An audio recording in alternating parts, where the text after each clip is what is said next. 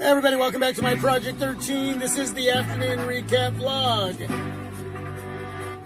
When I can't get to the early morning recap vlog because usually I'm too tired and I have to concentrate on my driving, I do my best to get to this one. Name that band, name that tune. I'll give you a hint, it's from the 70s. Whew. Cloudy day, lots of rain, but I got my new windshield wipers. Stoked about that. Nice drive home. ZTX on 7. Shooting this video, front-facing cam. I do have a filter on. It's called Comic. How does it look? Wanted to add a little extra spice to the video. Why not, right?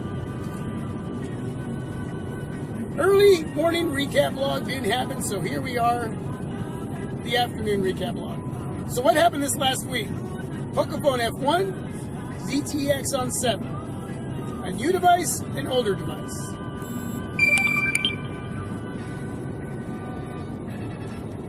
Just got a text message. Pocofone F1, I'm pretty much done with the reviewing process.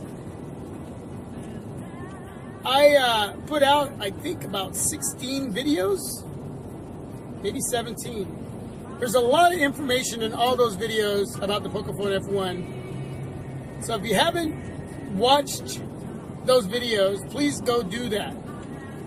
I even did a live stream talking about the Pocofone F1. A lot of information. Now, I don't know if I'm going to do a final review. I may do that. It's not usually what I do, because a lot of the information that I put out on any smartphone that I'm reviewing goes into all those videos. That's why I do so many videos. Whether I'm testing out the cameras, taking pictures, shooting video, whether it's talking about performance, functionality, I'm talking about it being a phone with phone calls and messaging, battery life, media, visually, the display, speakers. I mean, all that's been covered in all those videos when it comes to the Pocofone F1. Connectivity.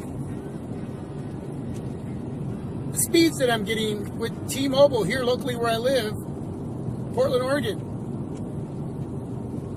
Because it only gets 3G, 4G, HSPA+. There's no 4G LTE.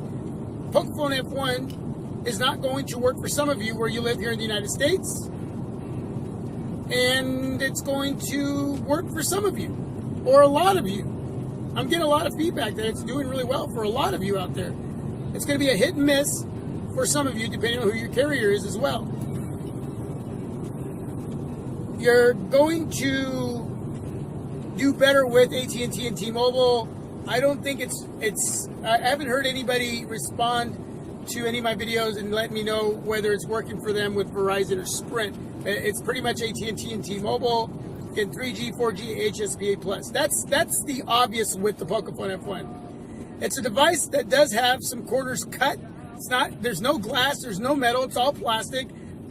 But the quality build on the Pocofone F1 is phenomenal. You would think that it would have a metal frame, and it doesn't at all. It's all plastic, but it's very solid device in hand. You don't think about those corners that are cut when it comes to no wireless charging, when it comes to not having water resistance. It is splash proof, even though that information's not in the specs. When you look up the specs of the Pocofone F1 on the web, you're not going to see that, but it is splash proof. I can't remember off the top of my head the company that has provided a nano coating for the Pocofone F1 to provide that splash proof, but it's there. But it's got so much going on. It's a powerhouse monster device in performance and functionality, and in so many ways. MIUI 9.6, 9.6, it doesn't have MIUI 10 yet, that will be coming, is, in my opinion, it's one of the best launchers that I've experienced. Now, it's got the Pocofone launcher over the top of MIUI. 9.6 over the top of Android 8.1. And everything's so well optimized that the performance and functionality is amazing. It's amazing. So yeah, it's a powerhouse device that gets you through your day, day in and day out. Again, for those of you that it's going to work for where you live, as long as it works for with your carrier, you may have to wait a few extra seconds for connectivity at times, depending on where you're at. But for the most part, it's doing the job as a phone. It's doing the job with connectivity for me. And again, it's just a monster device. Battery life is amazing. 8 hours plus of screen on time. That using the Pocofone F1 for me doesn't allow me to think about the areas that aren't there. Trust me, if it'll work for you where you live, I can't guarantee it, but I can almost guarantee you'll know what I'm talking about. ZTX on 7, back here on my Project 13. That's why I'm shooting the video with it, because I want to utilize it. I want to take the opportunity to be able to just share the ZTX on 7 with all of you. A 2016 device that's still relevant in 2018. So yeah, it's been a great week. I've had a great time reviewing the Pocofone F1. And whether I do a final review or not, I don't know. But we'll see. We'll see. We will see. Anyway, that's it. I'm out. God bless. Thanks for being a part of my Project 13. Have a blessed day. The ZTX on 7.